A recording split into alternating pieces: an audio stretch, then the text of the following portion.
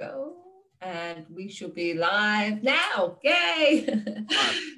So awesome. Welcome, Jordan Potts. So I've just noticed it says your gym's name on your title at the bottom, but that's okay. This is Jordan, everybody. This is Jordan. And I'm so happy to have Jordan join me today, because I know, even from the chat that we've had previous to this, that Jordan has promised me a no holds back. I can ask anything. So even if you come on afterwards, guys, and you put a comment in, make sure we'll get back to it and we'll answer that too. So just want to make sure on my phone that we are actually live. We should be. And then I have my VA on standby just in case. Okay. We all need VAs, don't we? Look, I used to think, what would I do? What would I give a VA to do? And now I'm going, oh my God, I couldn't do without her. So that's cool. So Jordan, let me ask you a few questions. And one of the first ones is, what is it that you are, what is it? Can you tell us a little bit about who Jordan is and what he has done to become who he is now? And then we'll expand on that as we go. Okay. Well, from my understanding, Jordan is just a name that's been gifted to my experience in this life. Like, I came into the world, my parents decided to call me Jordan. I'm learning to not be as attached to the whole identity thing that we create around our lives and our names. And I'm also look at myself now as a vehicle to experience life. Love it. So one of my favorite quotes is, "You aren't experiencing life. Life is experiencing you through your example." Right. So the universe is experiencing itself through the expression of my soul, my body, and where I'm at in my life. And that really changed it for me. Instead of me experiencing life, it's like I'm just one of the billions of souls that have been attached with a body in this journey that we call life. And when I start looking at it from that way, then I start thinking about it as a bigger perspective on life. You know, yeah, we come across different things, different challenges, different forms of adversity. We have joys, love, happiness, and we're just an expression of the universe experiencing it through another human being. And that's really a part of my growth, is I've come from a very, I guess, distracted and damaged view of the universe and the world and life itself. And I've evolved to a point where I'm quite present. Now, I really enjoy where I'm at the moment. I enjoy what I'm challenged with, and I enjoy the way I connect with the universe. Now, people can get all weird and think about spirit or God or love and, you know, all that kind of stuff, but I literally just think about it as energy now. Yeah, it's a vibration. Yeah, I'm an energetic being. I have vibes. It's where the term good vibes come from. You have good vibrations in your spirit. Yeah. Or you have negative vibrations. You know, I used to be a person who, if I would, walk into a room, maybe I would express some negative energy because I had a chip on my shoulder or I was angry at the world. Yeah. Whereas now I know when I walk into a room, I want people to feel good energy. And you know it within yourself. If you're standing in a room and someone walks in and they have just some energy that's off, maybe their vibes are a bit weird, you can feel it intuitively. Oh yeah, 100%. Your gut says, "Oh, I don't know about this person." Whereas someone walks in like a beaming light and you're like, "I want to know that person," and you haven't even looked at them yet. And that's the best analogy, I think, is like we all have that opportunity within us. We weren't born as a negative vibration. It's the conditioning and the experiences and all this stuff that we experience through life that shape that energetic transaction with the universe. And I'm at a really centered place and a spot that I enjoy each moment of my life. Yeah. So I love that. It's been a wild ride. Yeah. Only a short one. Yeah, well, I know, and we'll get to that in a minute. I love how you say that, Jordan, because I often give the example of, if you cut me open right now, you would find blood and guts and heart and whatever, but you'll never find caramel in here. The same as you'd never find Jordan in there, because we just vibrate at different levels. And if everything's a vibration, even to me, if people have passed, energetically, they're still vibrating around me. They're just in a different form. And that gives me great peace with family members that have passed away. It's like they often kind of vibrationally visit me. And I know that sounds woo-woo, however, but that's okay, whatever works for you. So tell us, I know when I spoke to you the other day that you are a very young man. So you are 27, is that right? Yeah, I honestly, I still see myself as a kid. I see you as a kid. You look kid. About 16. Yeah. 16-year-old. Yeah, that's awesome. But I remember when we were talking the other day, you were telling me a bit of your story as to when you were younger, and that, you know, you got into things, say, less resourceful than they could have been. And what was it that, you know, the title of today's was From a Coma to a Revelation of Mind. And that was actually a statement you said to me. So can you tell us a little bit about that for other people listening in, a little bit of the story of the name Jordan, if you like, the person who is Jordan at this moment? Yeah. So I'll do this in the most efficient way possible. And then if you need to dissect it with questions, we'll go from there. But I grew up in a very loving family. You know, I just loved everything about our family. I was a very energetic, extroverted kid. I'm an ENFP, as I've learned from Paul and, you know, the study under him. So I know that my feelings of being a superhero were literally the feelings of being a superhero. Like, that's my personality type. And, you know, I would climb trees and I would jump over things and be creative in the bush and always making cubby houses. I just loved every bit of life when I was a young kid. Yeah. And my parents split up due to different reasons. My mum was sick. They had different religious views, which kind of expanded as they got older. And then there was some big events that caused my parents basically to drive, you know, they drove away from each other. And that really just derailed the happy train that I was on. You know, I never dreamed that my parents would be the kind to split up. And it really hurt me deep down. It wasn't so much that my parents had split up, but it was just the lack of love. You know, there was a lack of what I had preconceived, you know, built that my life was going to be because of our family, a happy family. And that really rocked me. And I know a lot of kids go through that same pain. And that really manifested into years following a lot of anger in myself and frustration, and also probably a lot of shame and guilt. As you do as a kid, you blame yourself. And you also question just why. You know, you go into that victim mentality of like, why did it happen to my family kind of thing. And you look at other families and they're together and you just kind of resent that, and it's not a nice emotional process. So I had a lot of anger built up and a lot of frustration, and I started, you know, playing sport with my mates. I started really going as hard as I could, trying to hurt people. I wasn't aware of it at the time. I thought I was just playing the game to the best of my ability. But in hindsight, all of that anger was being expressed in football games. And I was hurting myself a lot. I got some really big, substantial injuries through the 6 years that I was playing rugby league. You know, I had broke my ankle, broke a lot of fingers. I snapped ligaments. I had a full knee reconstruction. I snapped both collarbones. Just like, I had such a run of pain, and it was just the universe just throwing pebbles at me, saying like, yo, just calm down. And I didn't listen. I didn't have the awareness or the skills to listen. I just kept going harder. And eventually I did my ACL, which is the last big injury that I did before I quit.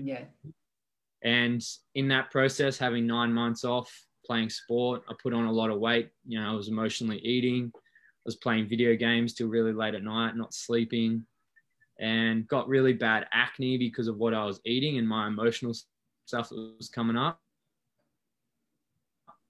And my parents didn't really know any better. They just got the advice from the doctor, the specialist, to put me on Roaccutane. So Roaccutane was, you know, has heavy side effects in young males around depression and suicidal tendencies. and stuff. So as much as it cleared up the acne, it did really, I think it had a massive effect on my physiology. I found myself in thought patterns that weren't very serving, and it was actually quite damaging to my mental health. Yeah. I didn't really even know that, you know, I didn't know that was a side effect until I'd researched it years later. But I was down in the dumps. I was injured. I couldn't play sport. You know, I wasn't happy with where my family was from a loving aspect. I really tried to source attention and love through other people. So I was very, very outside of myself. Yeah. And yeah, that drove me to a point of confusion and not knowing myself and how to fit in, because I wanted to fit in, you know, I wanted to be loved. And that led me to, you know, a point of not playing sport anymore, but then how can I express this energy and how can I be connected to people? And that, you know, one of the easiest ways to do that in Australian culture is, you know, start partying and drinking with you.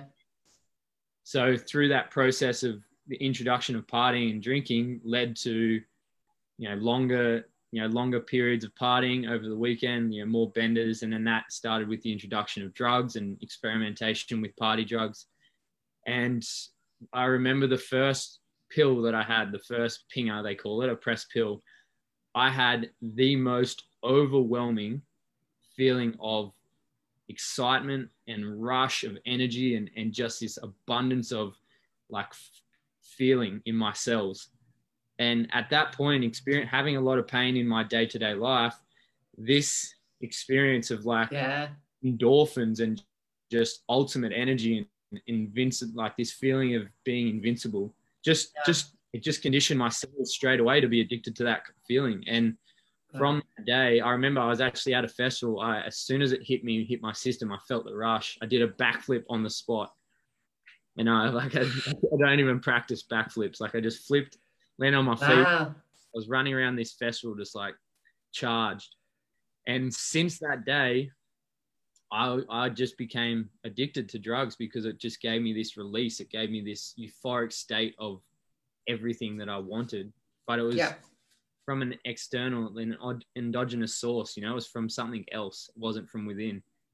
And 6 years went by of like serious bendering and partying, and got to the point where I was very, very heavily, you know, addicted to drugs for my happiness. You know, I had to be dosed up on party drugs. I had to be blind drunk so I could not feel the pain that I was in, and just drove me to a really sad spot. And I got to one point at the last festival that I was at, I'd taken who knows how many drugs. I didn't know what I'd even taken that night. I was taking anything from anyone who was offering it. And then I climbed a tree. I'm an avid tree climber from birth. So, you know, I saw a big tree, climbed it, and it was also raining. And I was jumping around. It was 10 meters up. So it's a very, very big tree. And yeah, jumping around from branch to branch, the branch snapped. I pinballed my way through the branches and obviously knocked myself out on the way down because I don't remember anything. And yeah, luckily landed on my feet. If I had to land on my head, it would have been a different story. I wouldn't be telling this story today, I believe, but landed on my feet, had a massive blowout in my hip, my right hip, and I went into an epileptic fit. The security guard basically called the ambulance. I got rushed to hospital and then put into an induced coma so they could, you know, monitor my vitals. And I woke up 3 days later with no recollection of what had happened, looking at my father. And, oh man, I shake just telling the story. And yeah, he just basically looked at me with this look of, you know, what's happening? What's gone wrong? Like, what do you need help with? And at that point, I felt like I had let him down as his son. Yeah.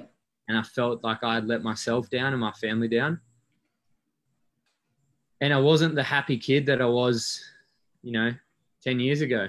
For some reason, the story had changed, and I don't know where it got distracted, but I was laying there in a hospital bed questioning my place on earth and my role. And from that day, I've really done the work to rebuild someone who I can be present with and really enjoy my own time, my own solitude. And from there, I can help others. So. And I know it sounds Yeah, I know it sounds weird when you kind of say, oh, that's a great story, because it's a true story, but it actually is so inspiring. And by the way, I'm ENFP too. When you said it, I'm going, oh, there was a reason. But what I really want to ask you, and again, hindsight is 2020 vision, because we quite often hear of a lot of people that have gone into drugs or done whatever. But in that moment, in that bed, when your dad was there, that you changed and have improved everything versus a person that has been through that and just gone stuff it and kept going in drugs. So what do you think it was in that moment that made you go that way rather than that way? In reflection, I would have to say love. Right. From your dad. In that moment. Just I think not like my father was, he was the mirror.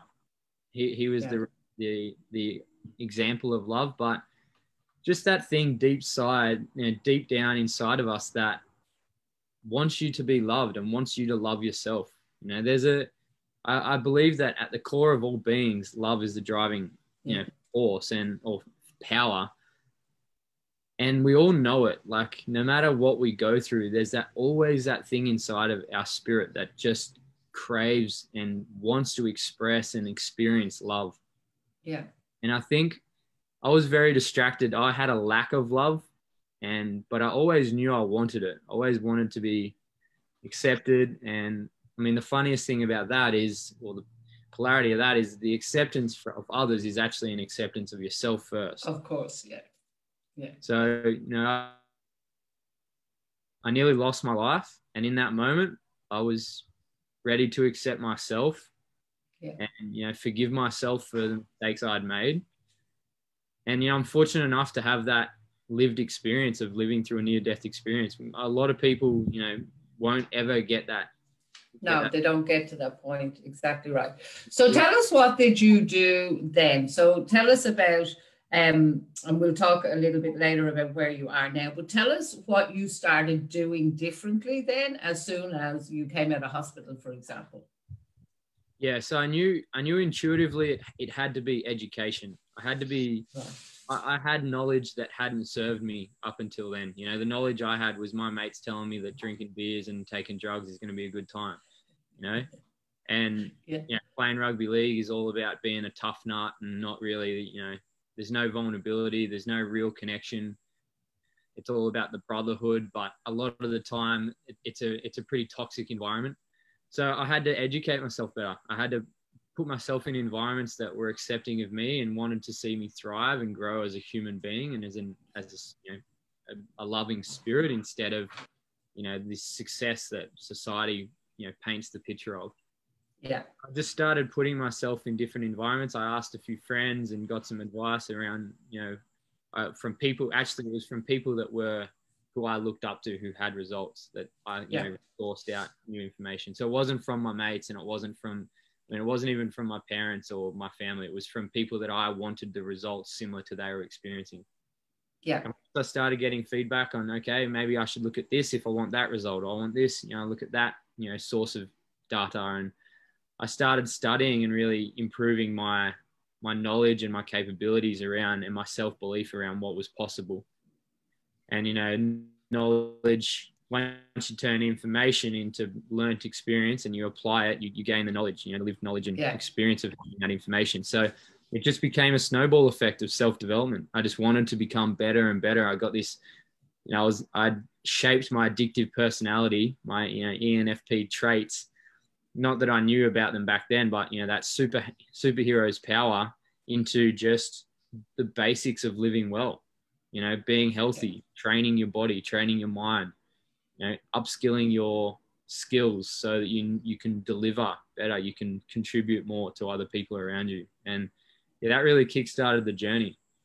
I do have to mention, though, because some people might resonate with this, about 8 months into my recovery, I started playing football again. And that led me down another path of, dabbling back in drugs and alcohol with that scene. And deep into that, I got into that pattern again for about 6 months. And I woke myself up one Sunday afternoon on a bender and went, hold on, this is the old pattern. Yeah. This is what drove you to falling out of the tree. Like you nearly died doing this. What are you doing this again for?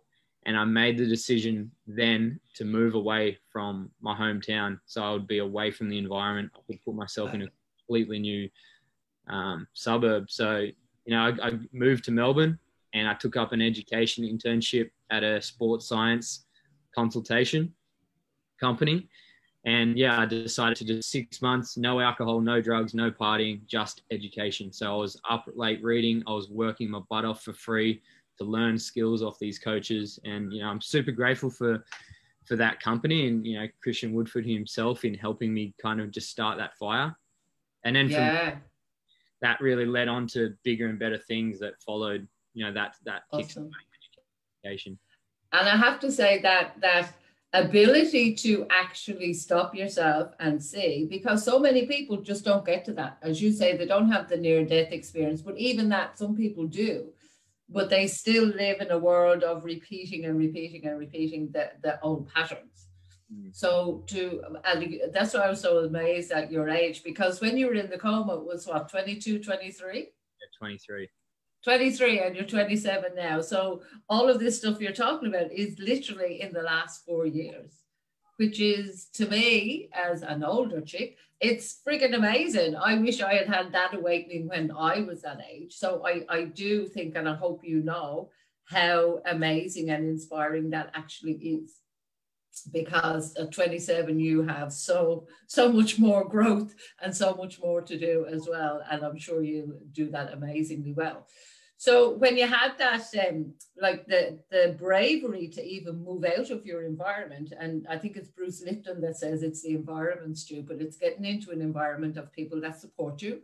And you're so right. There's two parts to, learning anything. There's just getting the information, but you have to work at building the skill. And I think that's what a lot of people forget. So it's like training. So I know you're in that industry.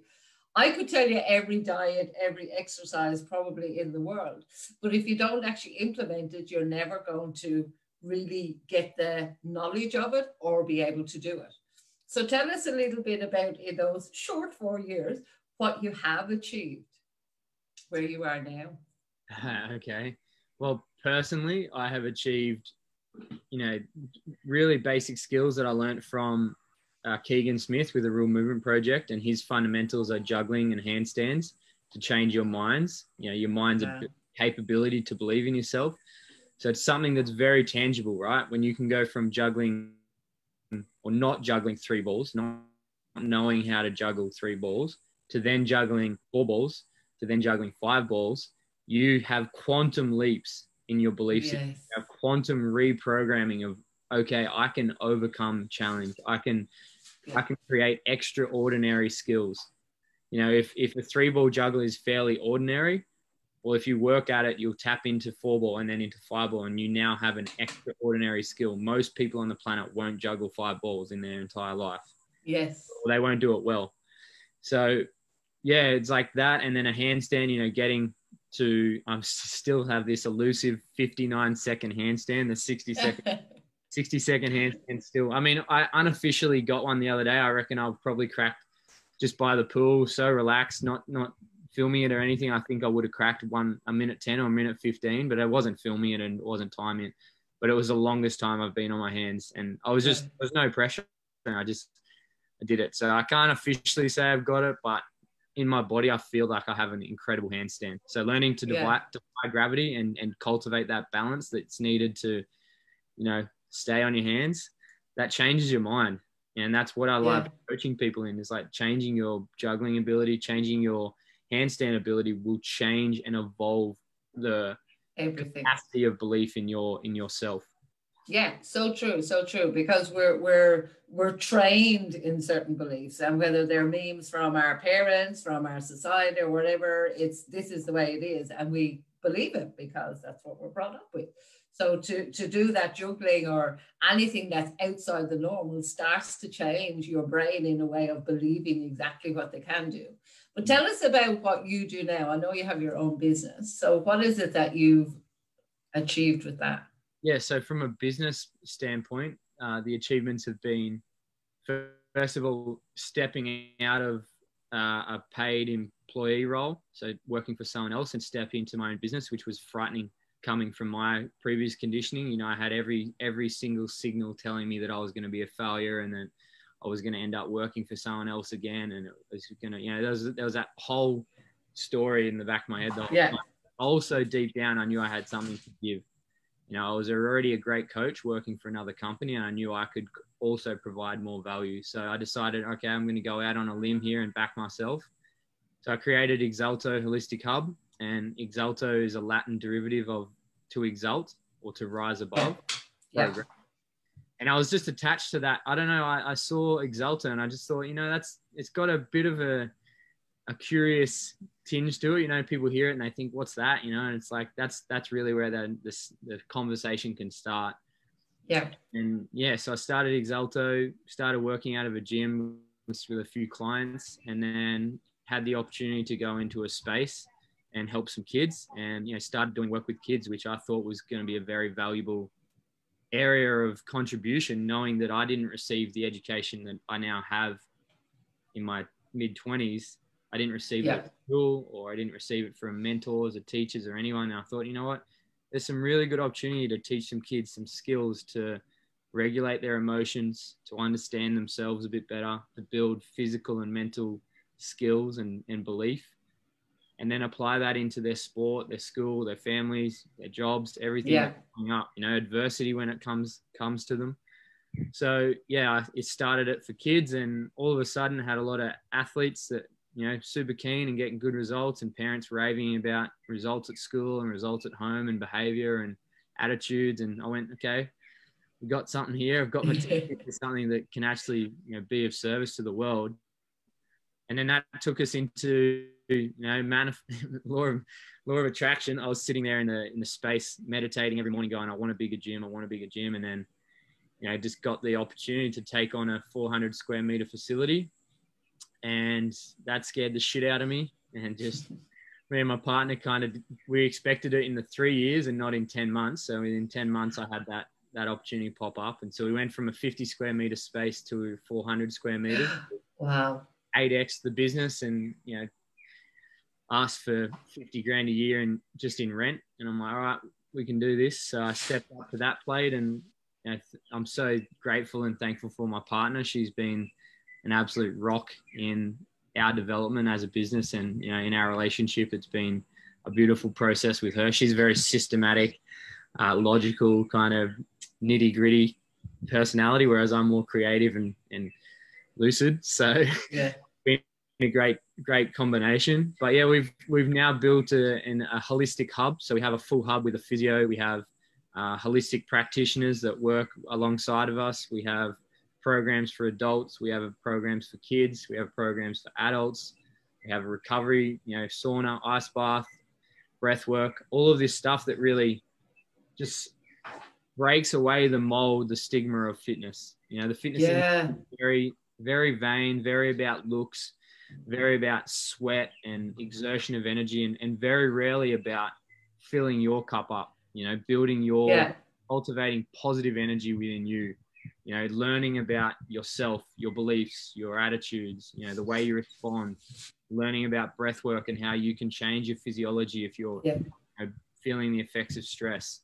You know, being in control of yourself, and, you know, mastering yourself is the true way to success, I believe, because success is different for everyone else. And that's what our brand stands for, you know, being able to learn skills to master yourself and put that into whatever you want. Beautiful. I love it.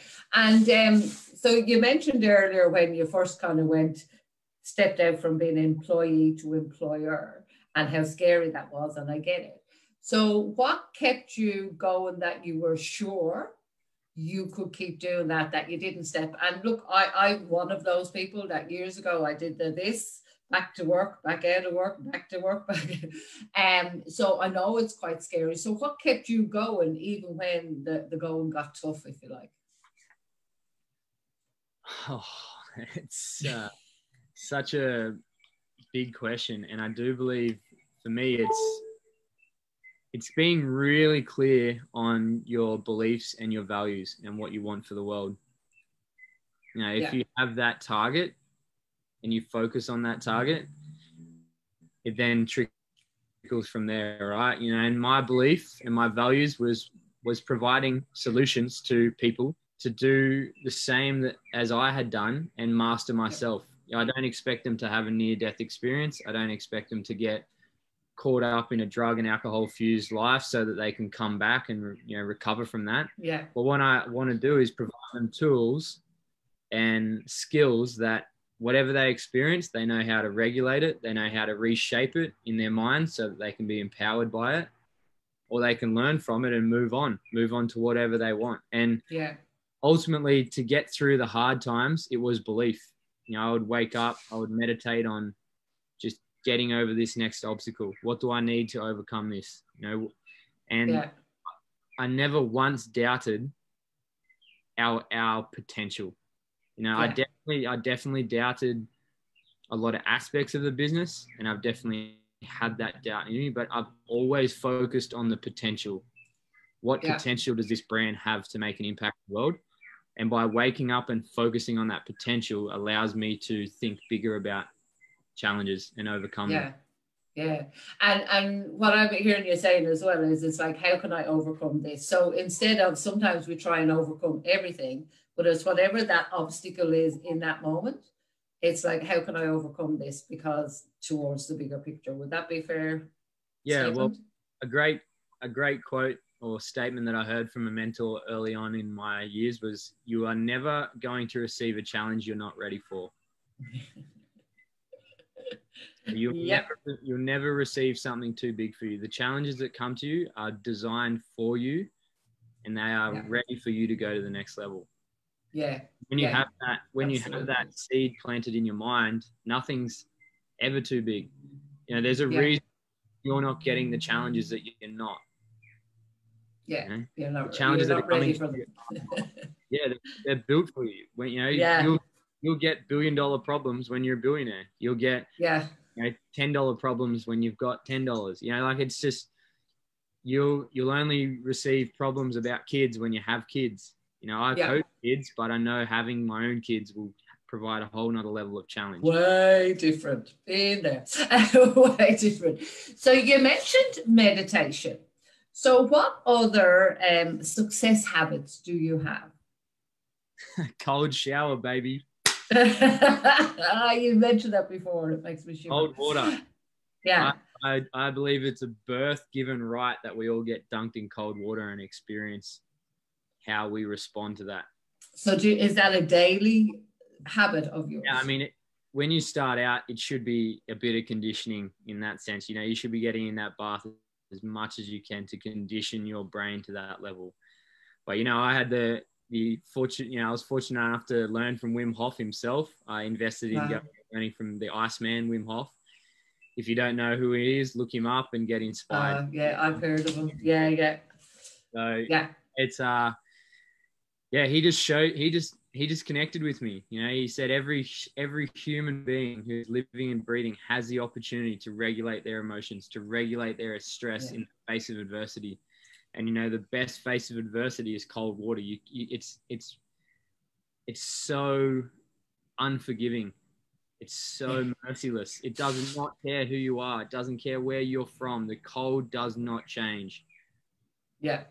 And you have to change yourself to overcome that challenge. And all you have to do is sit in cold water. It's not threatening. You can do it at any degree and you can build yourself up. But, you know, even sitting in cold water, it's not a massive threat, but it's a massive threat to your response. You know, it creates this, takes your breath away. It's cold. You know, every time I did it yesterday and I still feel the cold. You know, of course I'd rather like lay on a beach and, you know, enjoy a good book, but getting in an ice bath, you just can't describe. It's just an experience that teaches you so much about yourself. So if somebody was thinking of doing that, somebody listening, for example, where would you recommend they start? So, you know, given that jumping into a big bath of ice water may not be possible in the initial stages, what would you recommend to start building themselves up and start creating that change and shift? Yeah, I'd recommend looking up breath work. Breath work. Okay. So learning about breath. Breath is the fastest way to change your state. Yeah. Meditation is a very powerful practice, but for a lot of people whose monkey mind is just racing and it's just full on, they don't have a grip on their mind. Breath work is the easiest way to just bring you back to a centered position, a calm state, a peaceful state. And from there, you can start practicing meditation if you want. From there, you can start goal setting. From there, you can get really clear on what you want for yourself. But if you're distracted, even just one breath, the science has shown it calms the nervous system. One breath fully in, hold it, and then just relax the sigh. The shoulders drop, the neck relax. You know, your jaw starts to release. You can calm down. And when you link more and more of those breaths together, you arrive at where you want to be. You know, you arrive in that presence. Yeah. No, I agree. I do breath work myself. So absolutely 100%. It's the quickest. Even when I used to work, I used to sometimes run into the bathroom to do a breathing technique I had. And like within 30 seconds, just made the difference. So I totally get it. So tell us, what is success to you now? This question has come up in the last 5 days 3 or 4 times. So it's funny that I did expect it. I've been asked just in conversation. And the more I develop myself, I do believe that success is presence. Yeah. The ability to be present in any given moment, I think, is the foundation of whatever your success is to you. And look, I have goals of having a massive impact on the world, you know, really changing the future generations in giving them an opportunity to learn skills that isn't taught in the modern school system, you know, isn't taught at school or university. But apart from that, you know, really success to me is just slowing down and enjoying life more. You know, death is so prominent, and it is ready to pounce at any given moment. You never know when you'll die. You know, it's a birth given right. We all are given a death sentence at birth. You know, as soon as you're born, you're given a death sentence. Who knows when it comes, but it's going to happen. So being able to just sit into each moment and be present and enjoy it. And that's with your family, it's with your friends. You know, for me, it's with my dog, you know, my new puppy. It's just teaching me to be so present. If I'm distracted, he hassles the shit out of me. Yeah. I can give him my energy and we have a great relationship, you know, and then, you know, presence in adversity, not being overwhelmed by adversity, but actually just detaching and sitting there and just observing it and thinking, how can I experience this with a better response? And I do think success is painted in all kinds of ways in our society that distracts people from the present moment. Yeah, 100%. I always say to people, why are you in such a hurry? Because there's no big trophy at the end of it. You know, you're not running to the end to get a big trophy. We're all going to die. So, and I know that sounds a little bit morbid, but it actually is the truth of it. And it's a thing I do practice. I won't say I'm there all the time, but I do practice being present. And what I notice, and I'm sure you notice the same, when you're being present with a person, they feel it. They know. It just deepens something. There's something that just goes down deeper, and they know how you've made them feel in that moment. And it's a profound difference for them. So what's one of the hardest decisions that you've had to make to do with your business?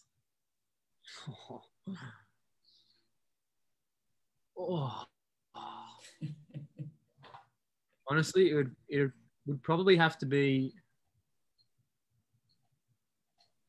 I mean, the hardest decision from a logic standpoint was stepping from a 50 square meter space and paying $100 a week rent because it was an opportunity under one of my clients. He allowed me to work there for 6 months and see how it goes, to diving into a 400 square meter facility with 50 grand rent, which at that level that was a massive thing for my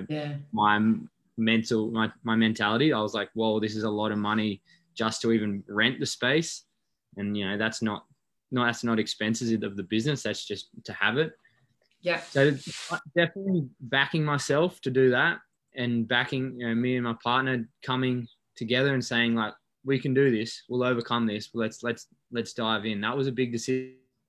But as of recent, an emotional one was actually saying no to business, to clients.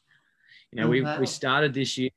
We started this year with an age group of 6-year-olds to 10-year-olds, because we had some family friends that had their child in the program. He was 6 years old, and I said, look, he's a great young kid. He can join the program. And it was currently at 9 to 14, and I allowed Coma to be in the program. And he had been such a great addition. He was a little legend. He just got so involved with the community, the tribe, had friends. He'd listen. He was coachable.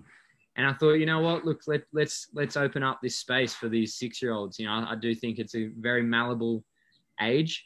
Yeah. And so we started an age group, which was the Exalto Cubs. It was from 6 to 10. And we've had a great time with them, but it's been a painful time because we haven't been able to do as what we want to achieve as a business and teaching them certain skills. We've been very distracted in kind of playing with them and almost being like a daycare center where the kids, they're just young. So all they want to do is play. They want to run around. They want to jump on things. And look, we were setting up Ninja Warrior courses and playing games, and it was incredible. These kids, this environment was everything to these kids. Yeah. And we're teaching them about breathing, and if they get hurt, we're teaching them about emotional regulation and breath work to reduce the pain and, their stigma around it and everything. So it was a great success with the kids we had, but we found ourselves kind of in this state of being, just looking after kids who weren't absorbing the stuff we want to teach the best. And so just recently I've decided from 2021, we'll just be continuing with 10 years, so 10 to 14. And I'm going to have to, I'm in the process of saying goodbye to, 20 young kids who, it breaks my heart to say that we can't offer this for you any longer, but we need to stick in our niche of 10s to 14. So emotionally, that's been probably one of the biggest heart throbs. I've had to kind of rip my heart out thinking of all the kids that aren't going to be able to continue with us next year, and telling the parents that, hey, look, we can't help anymore. But, when they become of age, 10 years, we're happy to have them back. So, and I do think the things they've learned in the last 12 months will empower them through the rest of their lives. So that does help me make the decision. Yeah. And hard decisions have to be made when you're in business sometimes. So very brave. So tell me, how does it feel now that you've got to even this point in business today? Like, do you look back and kind of give yourself a pat on the back, if you like, or really acknowledge yourself, or, to the person that was jumping off a bloody tree and thank God landed on his legs, to who you are now? How does that feel? Like, what do you tell yourself about that? Again, I'm very content. Yeah. I'm grateful for everything that's happened, and I'm extremely grateful for the Exalto tribe. The tribe that we've built is just full of amazing human beings who are at that point, who just want to make changes. They've done a lot of different things, tried a lot of different things and failed, and they're still not where they want to be mentally and in the inner world. They might have got there physically, but they're not there, internally. And I think that's a big skill. So it just fills my heart knowing that I've created something like this, and I'm very content. I'm satisfied, but we're not even close to getting started. This has just been the first initiation of creating a brand that's going to have a big impact. So, I know there's plenty to come, and I'm excited. I'm very optimistic, but I'm also present and very grateful for what has happened, and just the opportunity to really use the vehicle of myself to create something that can contribute back to others. And in return, I get rewarded with feelings of love and happiness and gratitude and strength. Like, it's just a rewarding process. I love it. And look, I know that you've had experience with other gyms and things like that. And I've had a look at your website, and by all means, we'll make sure we put the link underneath this as well for your website. But what are some of the results? Just give us some examples maybe of the results that are different from what you help people do. So give us, like an example of somebody that's worked with you and the results they've got compared to what they would have got before. Yeah, awesome. So what we do is we really focus on developing the internal world, their emotional regulation, and just their ability to change the story first. And that comes through philosophy and breath work and affirmations of what we want and really reprogramming the mind. And that's really helped people overcome things like addiction. For kids, it's overcoming self-doubt and a lack of self-belief. They're launching into sports that they never would have played before. They're doing things that they were fear of failing at. Their school grades, their focus has gone up. Like I got parents, like my kid cleans at home now because he's grateful for me even having a house and a roof. Like he actually appreciates and tells me that he loves me and all that kind of stuff. And then also, into our adult crew, giving them the ability to forgive themselves, not have to come to the gym and bash themselves up every day in hope that they get a body that they're proud of or the abs that, they're desiring because they want a partner that desires them, just shifting that perspective around, like, you should desire yourself. You should love yourself. You should be content with who you are and looking in the mirror and really enjoy your time, with yourself.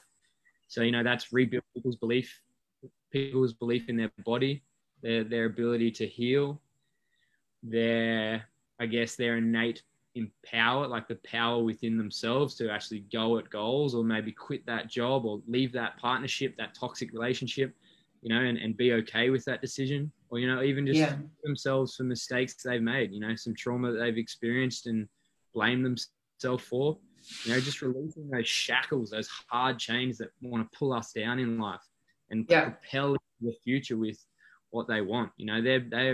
That's a common story in our tribe. I've done all kinds of fitness. I've done all kinds of training, and I've done gone to psychologists and this, but the integration of the mind, of both, but then also with the link of the spirit and the soul and your energy, this gives it that complete, well-rounded, holistic package of like accepting yourself, improving yourself, and enjoying who you are as a person. Beautiful. Tell me this, because as you say, you've had conversations before, and I'm really curious. What's the most powerful question somebody has ever asked you? There's a few. One that's very profound though, and is something that I ask a lot of people, is would you happily put your son or daughter in your shoes today? Wow. That's a great question. If they're a male, usually about a son. If they're a female, it's about a daughter. Their energies are very similar. So, for instance, would you happily put your daughter in your shoes today? Yeah. And let her live your life with where you're at.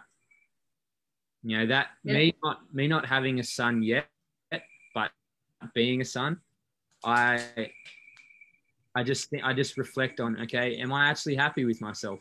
Would I happily give my life would I give my life experience to someone else? Would I be happy and content knowing that they're going to experience what I'm experiencing?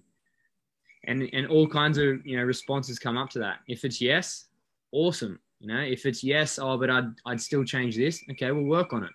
If it's no, and you're not proud to pass it on, if you're not willing to pass that experience on, then make the changes that you need to be, that to be an easy. I love that question. And it's got me thinking, I go, would I? I'm going, yes, right now I would, as long as they didn't have to go through everything I went through to get here. Yeah. Because I can't change that. But then also knowing that you are who you are today because of what you've experienced. Because of that. 100%. Kind of like giving someone the key to a Lamborghini and who's never driven before. Yeah. You have to learn to drive. So, to be able to drive that Lamborghini, you're going to have to go through the lesson. I would, in reflection, I would give when I have, if, my hypothetical son, I would give them my life with all of the pain, all of the happiness, all of the joy, all of the challenges that I've experienced, because it has been hard. It's been fucking hard, to be honest. It was nearly to the point where I wanted to end my own life. Like, I got to that point, but I'm so grateful and so present with where I'm at. And I am so content and happy with the way I live and connect and contribute, that it was all worth it. I wouldn't change a single thing. I do not regret anything. Yeah, see what I mean? That wise head on such a young man. So if you could start all over again, would you change anything? Or would you just do that because how you feel now? I'll let you answer that about this conversation. What do you think? I know you wouldn't change much, but maybe would you not have fallen off the tree, for example? No. What do you think I'm going to say? No, I think you're going to say no, you wouldn't change a thing. I would not change a single thing. I do think life is designed for us. It's not happening to us, it's happening for us. Awesome. I can't believe we've been talking for almost an hour. So tell me if, so where are you based again, just so that if anyone's listening, you're in Brisbane? So we're an hour north of Brisbane, so we're on the Sunshine Coast. Okay. In a suburb called Watala, which is in between Maroochydore and Caloundra, which are two main spots on the Sunshine Coast. So yeah, we're in Warana, happily there in a beautiful space there, a great big facility, and with awesome equipment and space. So somebody wanted to visit you, so that's what I mean. If somebody is in that area, how would they contact you, or what's the best way for them to find you? The easiest and most effective process is jump on our Instagram and fill out the member inquiry link, and then you just book yourself a quick call. It's a free 15-minute call, and I'll jump on the phone with them and have a chat about what they're experiencing and how we might be able to help. If we can't, I'll refer to someone who's more suited to them. And if they're not on Instagram, shoot us a message on Facebook. But then, apart from that, just go on the website. I'm sure that everyone listening can get on the website. So yeah, go on the website and inquire through there. That'll just link you through to a discovery call. And on that discovery call, we'll just kind of discover what needs to be done. Yeah, well, we'll make sure we put the link underneath this. So if people are not in that area, is there any way you can help people virtually, or is that not where we are yet? Yeah, so I mean, I do online coaching. So if people are willing to, have Zoom calls or, discuss things and bounce ideas and access my knowledge and how I can help, I am opening to do private coaching over Zoom. It's not my main part of contribution, but I do have a few clients that I do help on there. So if people are willing to invest and want my time, then I'm happy to, help them out to my best of my ability and help them get where they want to. Awesome. Cool. Awesome. So Jordan, it's actually been amazing to chat with you. As I say, I thought we were going to talk for about half an hour, and look, we're nearly an hour in. So I'm so grateful to have had you on here, and I'm sure the people watching will be too. Do you have any last little bits that you'd like to say or share to finish up? Well, first of all, I'm very grateful for you, reaching out and being able to connect like this. You've asked some really quality questions, and it's given me a chance. Answering questions always gives you a chance to reflect, and I really appreciated what you've asked and how you've connected with me. So thank you very much. Pleasure. And you're great at what you do. You are the communication queen. Communication queen. That's awesome. No, it's been amazing. It was just, if you want to share any last little bit of gold, because I'm fascinated, as I say, and I know I keep saying you're such a young man, but for a woman my age, I'm going, oh my God, it's just, I can see so much potential from here for you as well. And you've done so much already. So it just blows my mind. So it reminds me of one of my favorite movies, which is A Knight's Tale with Heath Ledger. And his father tells him, William, you can change your stars. And, I get goosebumps thinking about it. And that story is about him changing his stars. His father was broke and, not living the life that he was proud of. and he told his son, you know, you can do this, you can change your stars, change your pathway. And I think that's the biggest thing is, you know, for people, if they're feeling stuck, you know, maybe they answered that question, they would be proud to, you know, pass their life experience on to someone else. Reach out to people who have what you currently want. Yes. And just learn, be a learner, never stop learning, and ask. There'll always be someone above you who you can learn from, and be in that, you know, abundance mind, that flexibility of your mind to want abundance, cultivate growing and learning and receiving. Yeah. And don't be afraid of stuffing it up. I call it failing forward, because I just go flatten my face and go, okay, now I can kind of make a bridge for you. You don't have to do it if you want. Yeah. I teach the success funnel. Okay. So the success funnel. Yeah. If our success is here, and that's what we want out of our funnel, we have to fill that funnel with all of the failure and all of the lessons for it to narrow down to the point where it's successful. So for you to get through that funnel, you have to start filling in and filter and learn and grow, fail, and, you know, it's just embrace it. Don't be scared of the failure. Every failure you experience will teach you and take you to the next level. And it's closer to the actual tip of the funnel. That's awesome, because I teach a lot of sales funnels. So yeah, there's a new way of adding to it. Thank you for that. Awesome. So Jordan, thank you so much for giving us the time. And I know one of the areas I'm sharing this video in is a women's group. So you won't be able to see comments, but I'll let you know if there's any questions that we need to ask. Cool. Thank you very much. Awesome. Really That's okay. Thanks so much. And we'll talk to you soon.